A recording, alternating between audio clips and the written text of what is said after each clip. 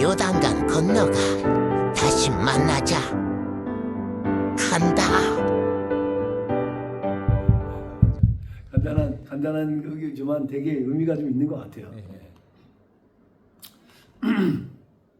우리도 참 이게 불평불만할 시간이 없는 건데요. 참 감사하고 살아야 되는데요. 하루살이가 저렇게 말하는데, 예. 요단강 건너간다 그러잖아요. 우리도 언젠가는 요단강을 건너가겠죠. 요단강을 건너갈 겁니다. 근데 저 한번 질문해봐요.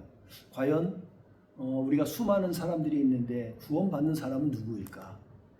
누가 구원을 받을까? 이따가 어떤 사람 농담으로 그래. 제 친구 중에도 그런 친구 하나 있어요. 야, 나는 그래도 주일마다 교회 간다. 그러는 거예요. 왜 가냐 그랬더니 자기가 믿음이 있어서 가는 게 아니라 내 아내를 위하고 가정의 평안을 위해서 나는 그냥 교회 따라간다. 그냥 앉아있고. 그리고 또 이제 농담을 하면서 막 혹시 하나 내 마누라 치마복에 잡고 혹시 구원받을 수 있을지 모르잖아. 이러면서 이제 가는 사람이 가는 친구가 있고, 그렇게 말하는 사람들이 농담 삼아 이야기하는 사람 꽤 있어요. 한국에 언젠가는 1000만 명이 기독교인들이 1000만 명이 되었다는 시대도 있었어요. 오래전 얘기죠. 지금은 그건 완전히 오래전 얘기입니다. 글쎄 얼마 전에 데이터 얘기했더니 500만 밑으로 떨어졌답니다. 반토막이 나긴 정도가 아니에요. 500만, 400만 선으로 떨어졌는데, 근데 그나마 그것도 천주교하고 그 다음에 이단 사입이 다 포함된 거래요. 심각한 거예요. 그러니까 계산해 보면 대략 5천만 명 중에서 500만이면 이제 10%가 되는 거잖아요.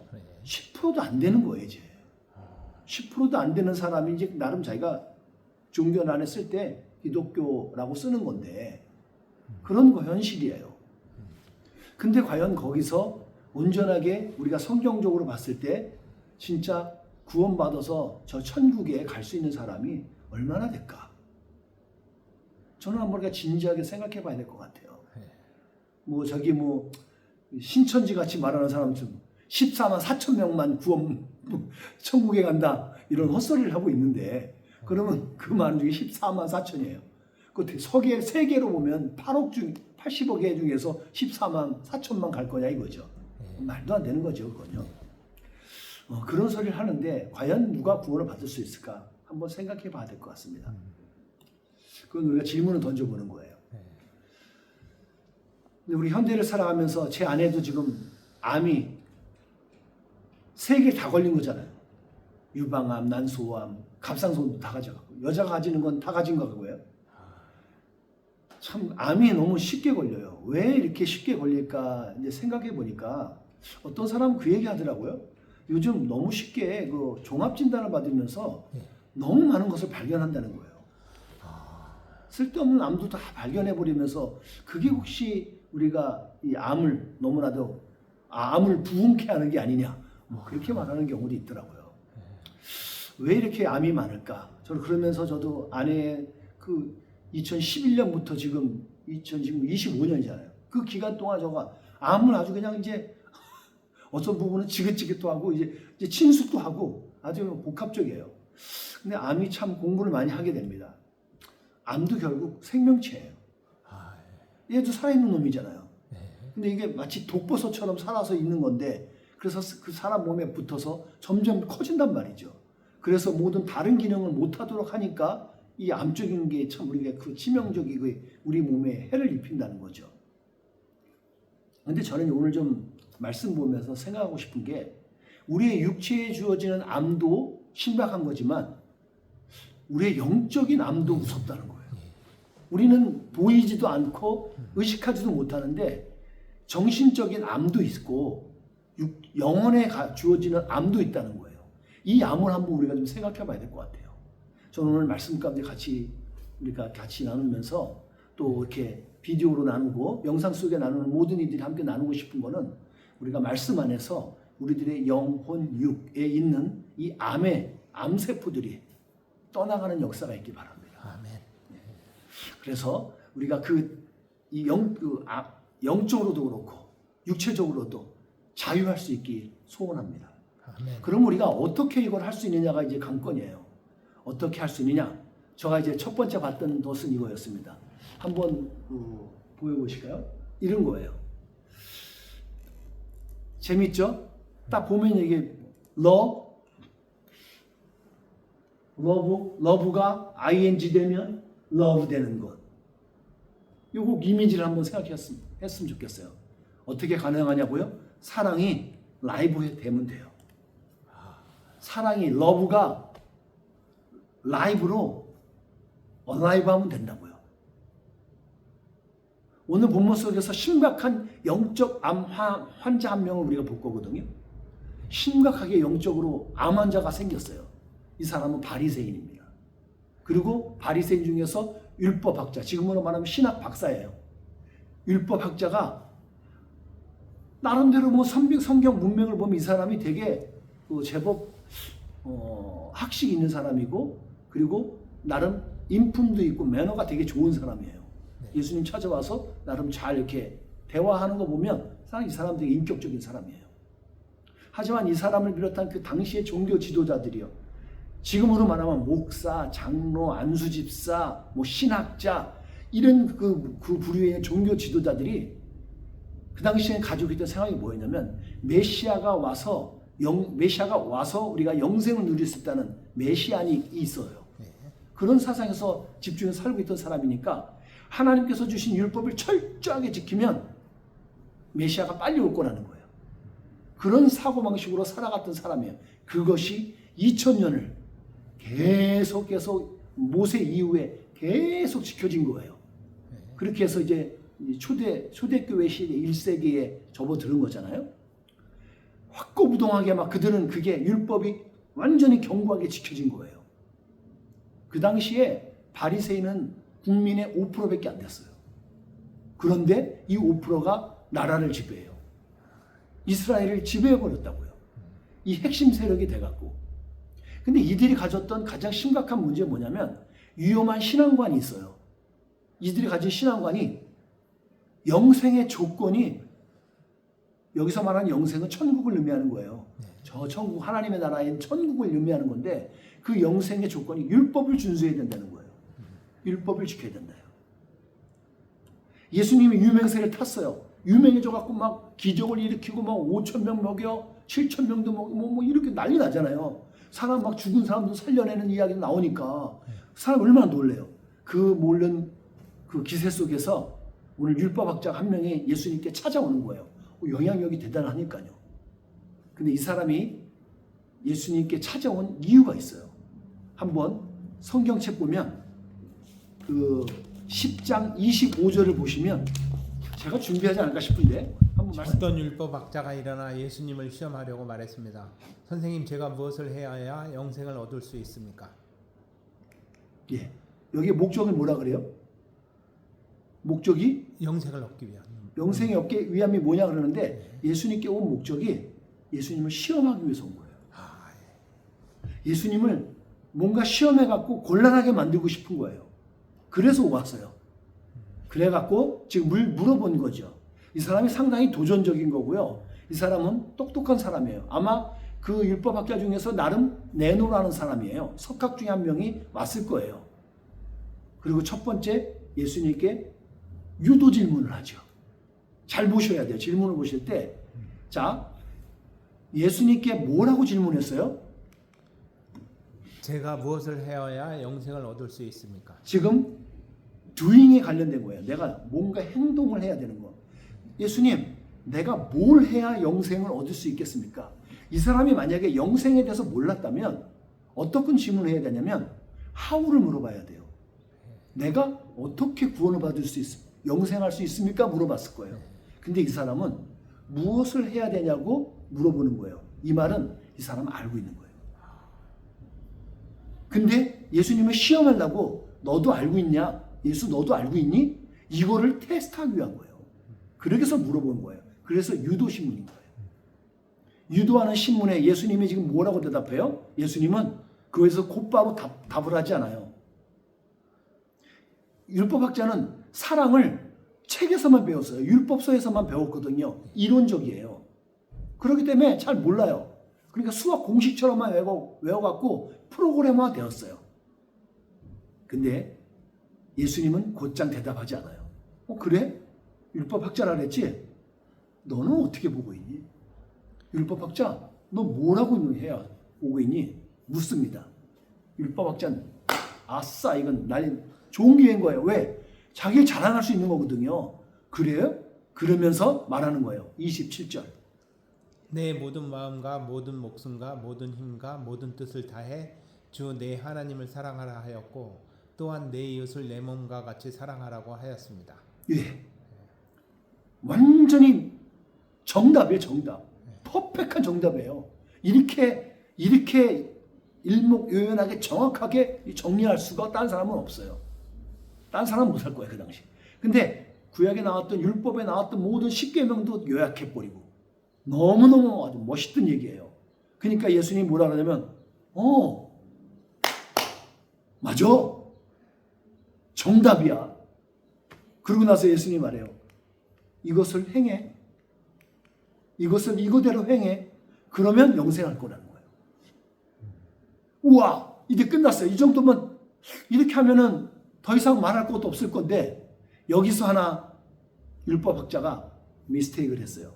여기서 끝냈으면 차라리 시원했을 거예요. 근데 첫 번째 오늘 율법학자가 예수님께 왔던 목적이 뭐라 그랬죠? 예수님을 시험하기 위해서 왔다고요.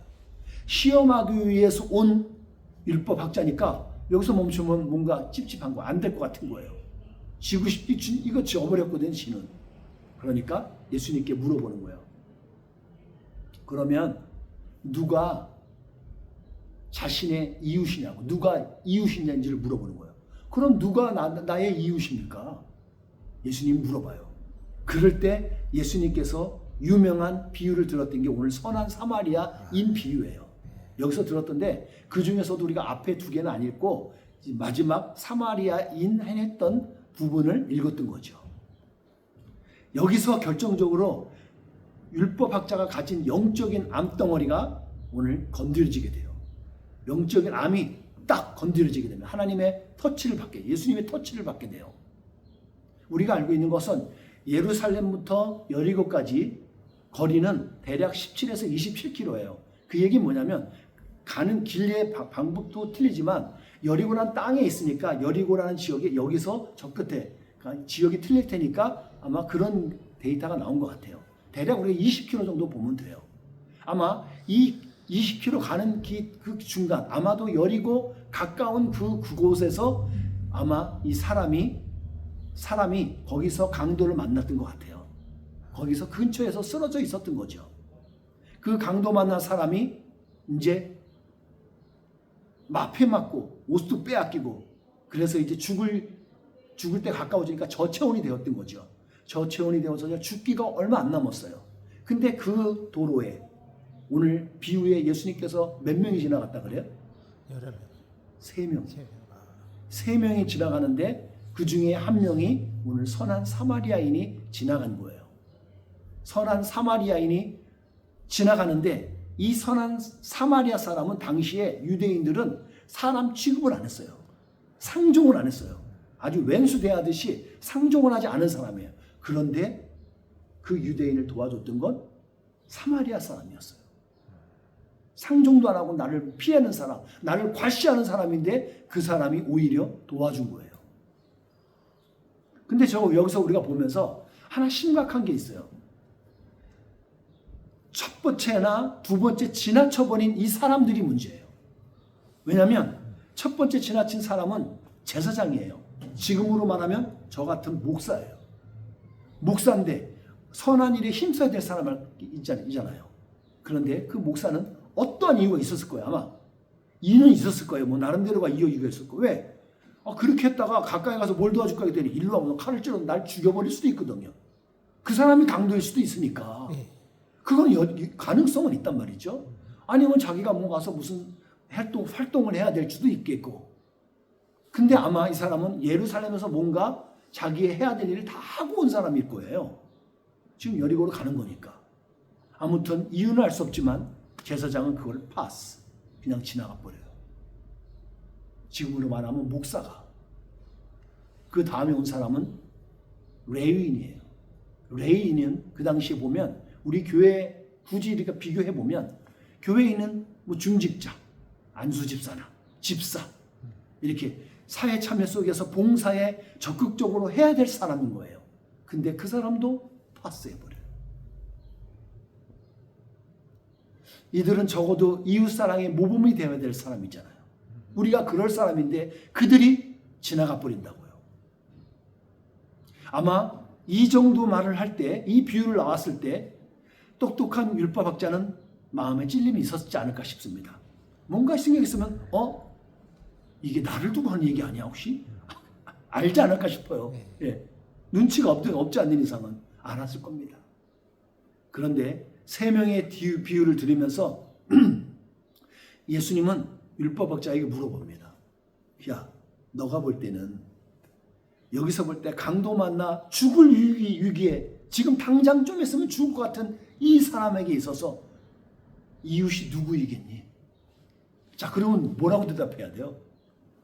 세 번째 사마리아 여인이요. 당연한 거잖아요. 예. 너무나 당연한 거. 이건 바둑으로 말하면 바둑으로 하면 이게 뭐지? 이게 단수라 그러나? 딱 외통수. 도망갈 데가 없어요. 당연하죠. 선한 자비를 베푼 사람입니다. 얘기하는 거예요. 맞습니다. 사랑하는데 진짜 사랑은요, 라이브한 사랑이에요. 살아있는 사랑이에요. 그게 살아있는 사랑이에요. 살아있는 행동하고 실천하는 사랑을 하는 것이 오늘 그것을 하라는 거예요. 예수님은 라이브한 사랑하라는 거예요. 그게 자비라는 거예요. 우리가 알고 있는 러브는 추상명사로 살고 있으면 뭐 설레는 마음 우리가 줄 수 있을지 모르겠어요. 설렐 수 있는 마음. 하지만 생명을 살릴 수 있는 마음은 다른 거예요. 라이브로 갈 수 있는 건 다른 얘기예요.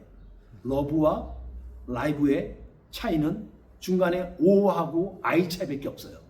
오가 빠지고 아이가 들어가면 라이브예요. 추상명사에서 라이브가 되려면 아이가 들어가야 돼요. 아주 단순한 단어죠. 살아서 행동해야 된다는 거예요. 행동하면, 사랑하면 손해볼 수 있습니다. 베풀어야 됩니다. 희생하고 나누어줘야 돼요. 그게 라이브가 되어지거든요.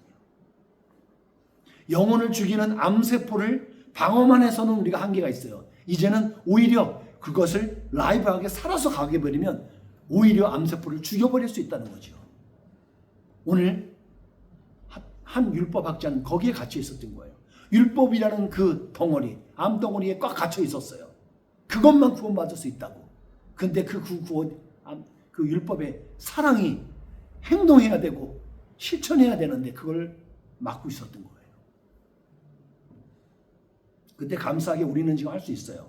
여러분, 우리 집사님이나 우리 교회 몇 명이 남아있는 우리들은 할 수 있습니다. 왜? 우리는 예수님께서 주신 생명을 가졌기 때문이에요. 요한복음 3장 16절 있죠. 하나님이 세상을 이처럼 사랑하사 독생자를 주셨으니 이는 저를 믿는 자마다 멸망치 않고 영생을 얻게 하려 하심이니라. 우리 믿잖아요. 그럼 영생을 가졌잖아요. 영생을 가진 사람은 우리는 이것을 실천할 수 있는 거예요. 행동할 수 있는 거예요. 이 생명을 가졌으니까. 라이브 했으니까. 라이브한 사람이 제대로 된 사랑을 흘려보낼 수 있는 거예요. 함께 라이브 사랑을 하도록 해요. 집사님, 우리 함께 라이브 사랑을 해요. 네. 라이브 사랑. 그러고 나서 두 번째 보면 라이브 사랑을 우리가 하게 되잖아요. 그러면 이런 이미지를 볼 수 있어요. 한번 보시겠어요? 살아있는 사랑이 되면 라이브 사랑이잖아요. 그러면 하트를 힐링할 수 있다는 거예요. 마음을 고칠 수 있다는 거예요. 그래서 LLHH LLH 이게 보이시죠? 눈에. 예. 그러니까 이렇게 되면 라이브한 사랑을 하면 영적인 암세포가 죽고 마음의 치유가 일어난다는 거예요. 실제로 많은 암 환자들이 이 영적인 암에서부터 시작돼요. 여기서 치유돼야 돼요. 오늘 본문 끝에 예수님은 영적으로 볼 때 마음이 꼬여버린 율법학자에게 말을 하는 거예요. 율법으로 사랑을 정죄하고 사람을 판단하고 손가락질하고 했던 너 진짜 그랬거든요. 바리새인들은 너네는 율법을 안 지키니 막 한심해하고 막 그랬어요. 어찌 보면 오늘을 살고 있는 우리 목사들이 성도들이 그렇게 하지 못하고 말씀대로 살아가지 못하는 거고 회의려 질책하고 막 비판하고 막 그게 아니고 얼마나 삶의 현장이 치열하고 살아가기 힘든데 어찌 보면 오늘 사람 목사들이 그럴 수도 있는 거예요. 제가 그럴 수도 있는 거죠. 오늘 그게 아니라는 거예요. 율법학자에게 그 가지고 있었던 것을 오늘 지적해주고 있는 게 아닌가. 저는 오늘 그렇게 한번 성경을 해석해 봅니다. 결정적으로 선한 사마리아인의 모범을 따라서 너도 그 이웃 사랑을 실천하라는 거예요. 오늘 율법학자에게 그걸 말해주고 있는 거예요. 그걸 알아듣고 갔을지 모르겠어요. 근데 우리는 이제 알 수 있잖아요. 해석을 해서. 그렇지. 너도 그렇게 해. 이와 같이 너도 해. 이같이 너도 해. 라고 하는 게 예수님께서 말씀해 주신 거예요. 왜냐하면 답을 알고 있으니까. 답을 안다고 해결되는 게 아니에요. 해답은 그것을 해야 된다는 거예요. 이와 같이 너도 해. 율법학자는 여기서 율법학자가 가졌던 것, 포커스가 가졌던 것, 율법학자의 질문은 뭐였냐면 누가 자신의 이웃인 거에 대해서 이 사람은 질문한 거예요. 누가 나의 이웃이에요? 자기가 지금 중심에 있는 거예요. 나의 이웃이 누구죠? 라고 물어봤지만 예수님은 여기서 말하고 싶은 건 뭐냐면 너가 이런 이웃이 되어야 된다는 거예요. 차이가 보여지세요? 차이가 보여지시죠? 나는 내 중심으로 난 사랑받고 싶고 내가 관심받고 내가 리더가 내가 주인공이 돼야 되고 그건 내가 그렇게 하는데 그럼 내가 나의 이웃이 누구예요? 이렇게 하고 있는데 예수님은 그게 아닌 거예요. 아니 너가 누군가의 선한 이웃이야 이거예요. 이거를 여기서 보여주고 있는 거예요. 제발 깨달았으면 좋겠는데 그거는 성경에 안 나왔으니까 우리는 몰라요. 우리는 누구의 선한 이웃으로 살아가고 있는지 말씀을 의지하면서 한번 우리 자신을 돌아봤으면 좋겠습니다. 나는 누군가의 선한 이웃이지. 예수님은 선한 사마리아 비유를 통해서 너도 그렇게 하라는 거였거든요. 여기서 우리를 볼 때 누구를 사랑해야 하는지 궁금할 수 있거든요. 근데 주님께서 우리의 상한 마음과 병든 몸을 치료하기 원하세요. 말씀 다 하나 넘겨볼게요.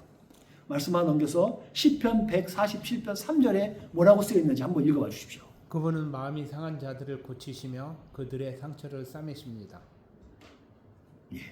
그분은 마음이 상한 자들을 고치신다는 거예요. 시편 기자가 얘기하고 있는 거예요. 그의 많은 아픔과 고난 속에서 겪었던 그 시간들 속에서 이야기하고 있는 거예요. 신약에 와서도 그래요. 심령이 상한 자, 심령이 가난한 자, 상한 자, 병든 자를 하나님께서 고치신다는 거예요. 연약한 자들을 하나님은 고치십니다. 오늘 살아간 우리들이 마음이 약하고 병들어 있을 때 하나님께서 우리를 고쳐주실 줄 믿습니다. 주님께서는 치유의 하나님이시거든요. 저는 오늘 목회 현장에 제가 계속 지금도 있습니다만 목회 현장에 있으면서 큰 질문 하나가 있었습니다. 있었다는 건 과거형이에요. 신앙생활을 10년을 넘게 하고 그렇게 오랫동안 했는데도 맨날 성장하지 않고 그대로 정체되어 있는 사람들을 볼 때 어쩔 때는 제가 바리새인처럼 어떻게 저럴 수가 있지? 막 그랬던 적이 있어요. 의문을 품은 거예요. 의구심이 생겼어요. 어떤 경우는 20년이 되어도 이제 막 믿은 어떤 사람보다 연약한 경우가 있어요. 별것도 아닌데 그거 갖고 막 시험에 들어가고 낙심해갖고 삐져갖고 그때는 보면 아이고 내가 참 목회를 헛했나 뭐 이런 생각도 들 정도로 혼란스러웠어요. 혼란스럽기까지 했어요. 그런데 목회 현장을 오랫동안 이렇게 지속하다 보니까 그리고 돌아보니까 알게 된 것이 있습니다. 10년이 지나도 영적인 성장을 하지 않는 이들은 여전히 어린아이라는 거예요. 그걸 알고 나니까 그를 성인으로 보는 게 아니라 어린아이로 보는 거예요. 그러니까 오히려 측은한 마음이 들고 그래 모르니까 아직 모르니까 아직 성장 안 했으니까 성장 못 시킨 저를 탓하면서 제가 기도해요 그냥. 그러니까 좀 편해져요. 마음은 좀 달래지는 거예요. 근데 우리가 이 부분에 대해서 항상 생각을 해야 됩니다. 근데 저는 이거죠. 언제까지 제가 주님 일해야 되는 거죠? 얼마만큼 기다리고 얼마만큼 저기 해야 돼요? 이게 근데 하나님께서 질문할 때 하나님은 끝까지 해야지. 난 너에게 끝까지야. 왜냐하면 하나님의 사랑이 끝까지 사랑하는 거였잖아요. 그러니까 저에게도 끝까지 사랑하는 거예요. 그가 온전히 성장할 때까지. 저의 몫인 것 같아요. 이제 결국은 제가 감당해야 되는 몫인 것 같아요. 그가 성장해야 되고 하나님 만나야 되는 것도 그가 또 하나님의 또 가져야 될 시간들인 거고. 저는 그 다음에 이런 질문을 해봤습니다. 그러면 누가 사랑할 수 있을까? 누가 사랑할 수 있을까? 라이브한 사랑을 해야 되는데 누가 그것을 할 수 있을까? 이런 질문을 던지고 말씀을 연구 찾아봤어요. 다음 말씀 한번 보시죠. 함께 읽어볼까요? 강한 우리는 약한 사람들의 약점을 돌아보아 주고 우리 자신을 기쁘게 하지 말아야 합니다. 우리 각 사람은 이웃을 기쁘게 하되 그에게 유익을 끼치고 덕을 세워야 합니다. 사도 바울은 그의 사역의 모든 과정 속에서 뭔가를 깨우쳤던 것 같습니다. 사도 바울이 말했던 거예요. 로마 교회에게 믿음이 강한 우리는 마땅히 연약한 자의 약점을 담당해야 된다는 거예요. 오늘 사랑으로 살아가는 우리 선한 이웃교회가 되어졌으면 소망합니다. 오늘을 여러분 가운데 이런 마음이 드는 분도 있을 수 있을 거예요. 목사님, 내 코가 석자입니다. 내가 살아가는 것도 바쁩니다. 내가 약점투성이인데 누구를 돌아봅니까? 이렇게 말할 수 있을지 모르겠어요. 그런데 세상을 돌아보니까요. 저도 연약한 사람이죠. 근데 연약한 사람 참 많더라고요. 저보다 더 열악한 사람 많아요. 저는 어느 때 보냐면 매주 목요일 날 여기 와서 보면 장애인들 와서 봐요. 지체장애인들, 지적장애인들, 소아마비자들. 요만해. 진짜 덩치 요만해요. 휠체어에 앉아있는데 아무것도 할 수 없어요. 그 사람은. 누가 하나 붙어서 뭐 대소변 다 가려 먹여주는 거 다 해줘야 돼요. 그 사람들 보면 속으로 그런 말, 왜 살까? 근데 살아야 돼. 근데 저들을 위해서 우리가 뭘 할 수 있지? 할 수 있는 게 있는 거예요. 전 지나가면서 기도해줘요. 그래서 여러분, 우리 주위에는 우리보다 연약한 사람이 참 많습니다. 우리는 봤을 때 나보다 잘난 사람을 보거든요. 그러니까 상대적 박탈감 속에서 나는 왜 이 모양이냐 그러면서 100억을 갖고 있어도 자살해 죽어버리고, 이게 뭐냐고요. 이거 참 불쌍한 거예요. 불쌍한 거죠. 꼭 기억하십시오. 세상에는 나보다 열악하고 그리고 가난하고 불우한 사람이 있다는 것. 우리가 그 사람들을 도움을 줄 수 있는 그런 사람이라는 거예요. 아멘. 최소한 우리는 예수님을 믿고 생명을 가졌잖아요. 천국을 이미 확보해 놨잖아요. 아멘. 당장 오늘 죽어도 나는 천국에 가서 영원한 하나님의 나라에서 살아갈 수 있어요. 그 천국 가진 사람이 뭘 두렵냐고요. 지금 천국을 모르고 마음이 가난하고 심령이 가난해서 죽어가는 그 사람들을 오히려 불쌍하게 여겨주는 거죠. 저는 지난 목요일 새벽에 꿈을 꿨습니다. 우리가 선입견 있잖아요. 인도인들. 근데 그 인도인을 싫어하는 사람이 중국인이 또 중국인도 싫어한다는 정도였는데, 근데 어쨌든 간에 제가 꿈을 꾸는데 그 꿈에 인도인이 어떤 그 마을에서 갑자기 그 개처 같은 데서 깊은 데예요. 개천이. 거기서 물에 빠져서 아이인데 죽어갈 판인 거예요. 근데 그 꿈에 제가 그 아이를 구하기 위해서 막 가는 거예요. 가갖고 막 제가 먼저 가고 있는 거죠. 달려가면서, 근데 그 달려가는 사이에 그 물 가까이 뛰어드는 사이에도 저의 머리는 엄청난 것들이 막 천재적인 속도로 이 머리가 돌아가는 거예요. 막 생각이, 저기 물이 깊은데 내가 나도 빠져 죽으면 어떡하지? 그리고 나는 물에 대한 그 두려움이 있는데 어떻게 하지? 저거 건질 수 없는데 저쪽에 얕은 데 가서 내가 건질까? 내가 확 뛰어 들어가서 구해와야 돼. 그 순간 내가 다 생각하고 있었던 거예요. 그 순간에 지금 당장 물살이 막 세갖고 흘러 들어가는데, 와, 그러면서 깨버렸어요.